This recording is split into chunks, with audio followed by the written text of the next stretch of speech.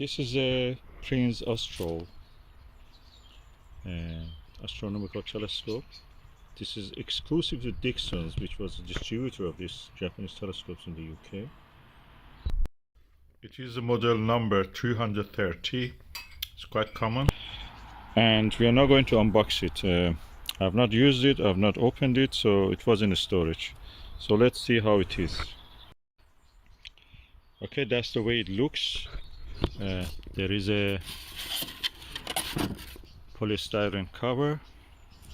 Then it comes a kind of booklet.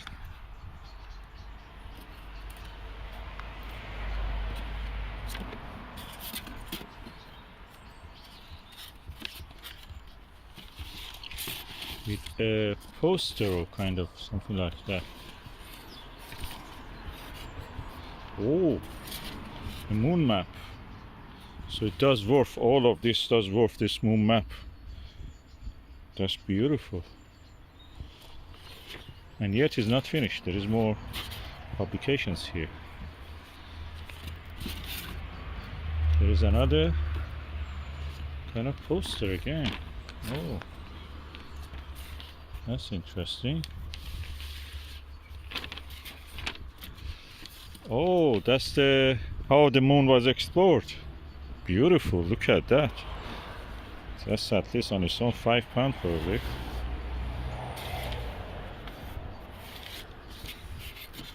And then when we remove this, we come to the actual telescope. Let's see first what we have here. We have tripod. We have the optical tube assembly with the Azimuth mount attached.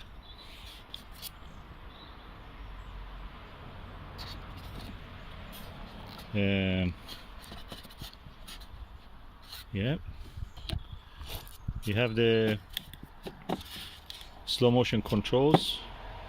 You have a Barlow lens. You have a finder scope.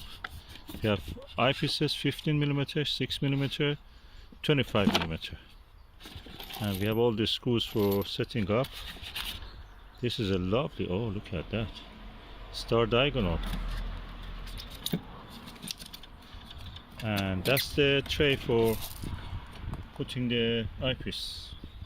So let's just start with the setting up of the tripod. Okay, now I have set it up. I don't think it has been used because there was no scratch marks on anywhere on the polystyrene packaging of it. All the components are there, they're new, they have not been touched.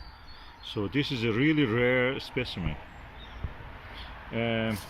How it is that it has a Azimuth mount which works in the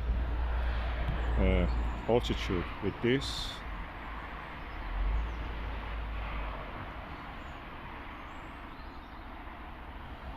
And in the azimuth it works with this.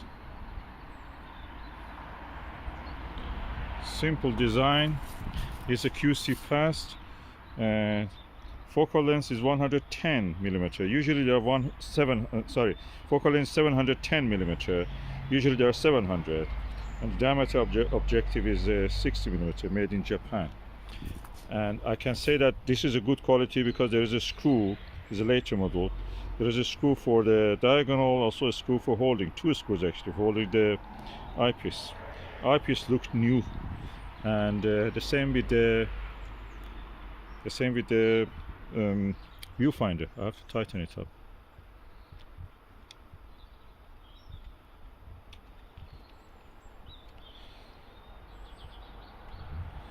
Yeah, and it seems you can actually adjust it by this. Is a kind of like an eyepiece style. You can turn it in and bring it to focus, which is rare in the for a diagonal for a star finder scope. So quite interesting setup. Let me just use it and see. First I will show you the lens. It has a rubber lens cap, which is really good. It's not plastic. I look like a rubber. And this is the actual lens, as you can see here.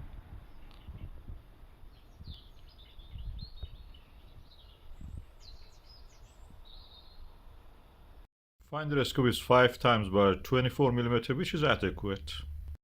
I'm using now the Celestron Silvertop 26mm 1.25 inch eyepiece.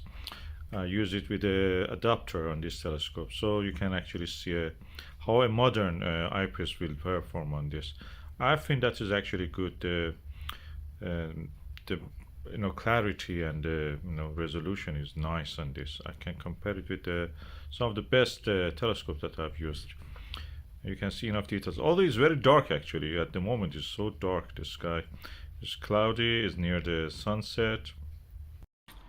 Overall I think it's a nice package. It's almost like new, so I'm looking forward to observe the Jupiter and the Moon with this and see how it performs on that. And yeah, it has not been used, I must confirm. It has been just mint condition. Yeah, I opened it, but that's the way we have to do it. I'm not a collector. I'm an astronomer, amateur astronomer.